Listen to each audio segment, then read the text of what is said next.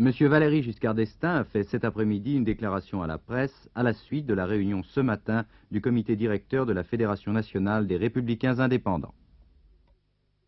Le comité directeur de la Fédération nationale des Républicains indépendants s'est réuni ce matin et il a pris 3 décisions dont je vais vous rendre compte. La première décision, c'est de soutenir la candidature de M. Georges Pompidou à la présidence de la République. Nous avons pris cette décision pour 4 motifs. Premier motif, c'est le candidat le plus capable et le mieux préparé. Et s'agissant de choisir le président de la République française, c'est évidemment un élément de décision qui doit compter très lourd.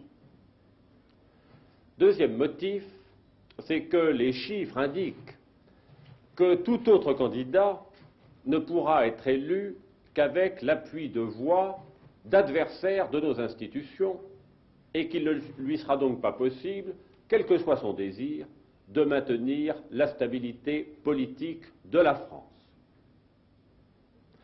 Le troisième motif, c'est que M. Pompidou a fait connaître sa volonté de s'engager dans la voie du libéralisme et de la large ouverture politique dont vous savez très bien que nous l'avons réclamé déjà depuis longtemps.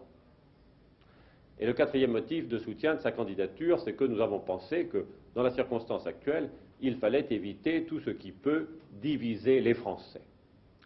Le sens d'une élection présidentielle, c'est de réunir sur un candidat une large majorité de Français. Et comment serait-il possible que nous vous demandions, à vous mesdames et à vous messieurs, d'accomplir cet effort et de vous réunir dans une majorité si nous, les responsables politiques, nous n'étions pas capables d'en faire autant.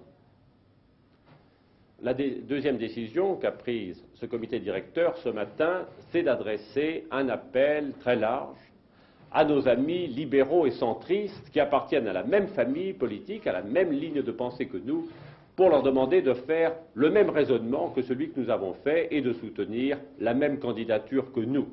Nous pensons en effet que la majorité, je ne parle pas de la majorité d'hier, je parle de la majorité de demain, celle qui sortira de l'élection présidentielle, doit être aussi large que possible pour faire face aux échéances que la France va retrouver dès demain, les échéances économiques, financières et sociales, et aussi pour entreprendre dans de bonnes conditions la construction politique de l'Europe.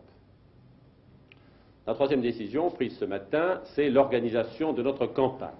Elle aura 2 aspects, une campagne nationale de soutien aux candidats à l'élection présidentielle, mais aussi une campagne nationale d'explication. Nous pensons que la vie politique, c'est sans doute l'action, mais c'est aussi l'explication, c'est-à-dire l'effort fait pour expliquer à chacune et à chacun les motifs qui vous conduisent à prendre une attitude. Et je compte participer personnellement à ces 2 campagnes, la campagne nationale de soutien du candidat, mais aussi la campagne d'explication, où je me rendrai dans la plupart des régions de France et où j'espère peut-être avoir le plaisir de vous rencontrer.